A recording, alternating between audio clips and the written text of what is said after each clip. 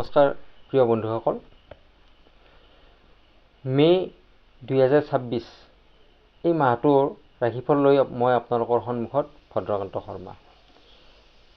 মে মাহটো আপোনাৰ কাৰণে কেনেকুৱা হ'ব, এই মাহটোত আপোনাৰ কি শুভ দিন আহিব বা কি আপুনি সাৱধানতা গ্ৰহণ কৰিব লাগিব, এই সকলোখিনি এই ভিডিঅ'টোৰ যোগেদি আলোচনা কৰা হ'ব।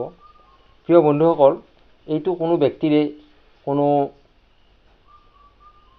লগ্ন ৰাশিৰ ওপৰত আধাৰিত ৰাশিফল নহয়।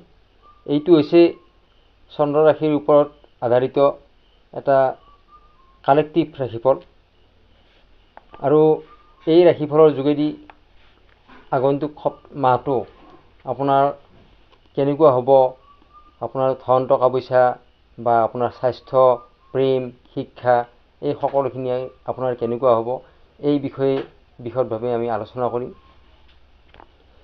এই ভিডিঅ'টো আপুনি শেষলৈকে চাই থাকিব। ভিডিঅ'টো কিবা যদি থাকে আপুনি কমেণ্টত মোৰ ফোন নম্বৰ দিয়া আছে, তাতে আপুনি কণ্টেক্ট কৰিব পাৰে বা কমেণ্টত আপুনি লিখিব পাৰে। গতিকে বেছি দেৰি নকৰি আৰম্ভ কৰিছোঁ। বৃষ ৰাশিৰ অধিপতি স্বামী, ৰাশিৰ অধিপতি স্বামী হৈছে শুক্ৰ। প্ৰথমতে আৰম্ভ কৰিছোঁ বৃষ ৰাশিৰ স্বাস্থ্যৰ পৰা। স্বাস্থ্যৰ কাৰণে এই মাহটো আপোনাৰ অতি শুভ বুলি ক'ব পাৰি। বৃষ ৰাশিৰ স্বামী শুক্ৰ আপোনাৰ প্ৰথম ঘৰত থাকি আপোনাৰ স্বাস্থ্যক অতি ভাল ফল প্ৰদান কৰিছে। আপোনাৰ স্বাস্থ্যৰ কাৰণে কোনো চিন্তা কৰিবলগীয়া নাই, আপোনাৰ স্বাস্থ্য অতি সুন্দৰভাৱে যাব। কিন্তু চন্দ্ৰ যেতিয়া 12 নম্বৰ ঘৰত আছে, তাৰ বাবে আপোনাৰ কিছু সমস্যা আপোনাৰ আহিব পাৰে, যেনে আপোনাৰ স্কিনৰ সমস্যা বা ভৰিৰ বিষৰ সমস্যা, এনেকুৱা ধৰণৰ সমস্যা আপোনাৰ আহিব পাৰে। কিন্তু প্ৰথম দুদিনমান এনেকুৱা সমস্যা থাকিব, তাৰপিছত আপোনাৰ লাহে লাহে এই সমস্যাখিনি আপোনাৰ আঁতৰি যাব। অভাৰঅল স্বাস্থ্যৰ ক্ষেত্ৰত আপোনাৰ বহুত ভাল বুলি ক'ব পাৰি এই মাহটো। শিক্ষাৰ ক্ষেত্ৰত 15 মেৰ আগত আপোনাৰ পঢ়া শুনা সিমান মন নাথাকিব, মন কিছু কমিব আপোনাৰ পঢ়া শুনাৰ ক্ষেত্ৰত। কিন্তু 15 মেৰ পিছত আপোনাৰ অত্যন্ত শুভ হ'ব পঢ়া শুনাৰ ক্ষেত্ৰত, শিক্ষাৰ ক্ষেত্ৰত।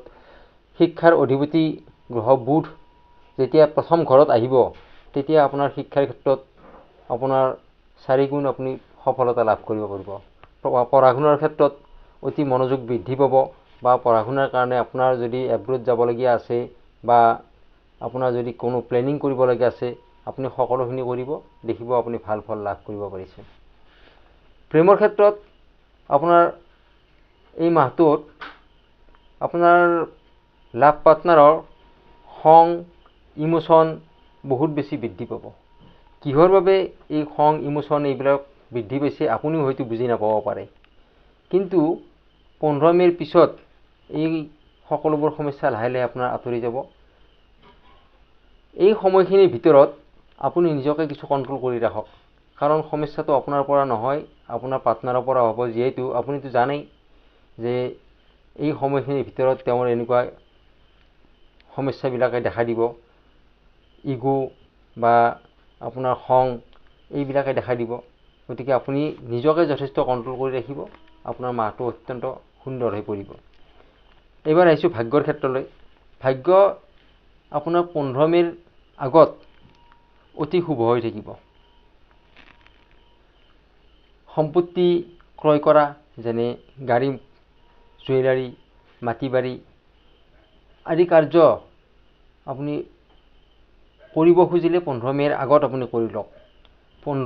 15 মেৰ পিছত আপোনাৰ ভাগ্যই কিছু টাৰ্ণ ল'ব। কৰ্মস্থানত আপোনাৰ অত্যন্ত শুভ। ব্যৱসায়ৰ ক্ষেত্ৰত আপুনি ভাল ফল লাভ কৰিব পাৰিব।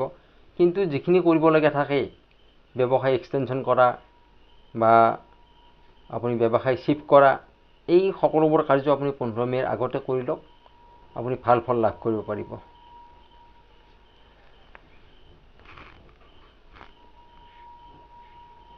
আপোনাৰ এই মাহটোত যদি শনি মন্ত্ৰ জপ কৰে, তেনেহ'লে মাহটোত আপোনাৰ যিখিনি অশুভ আছে এই অশুভখিনি দূৰ হৈ আপোনাৰ মাহটো অত্যন্ত শুভ হ'ব আৰু আপুনি ভাল ফল লাভ কৰিব পাৰিব।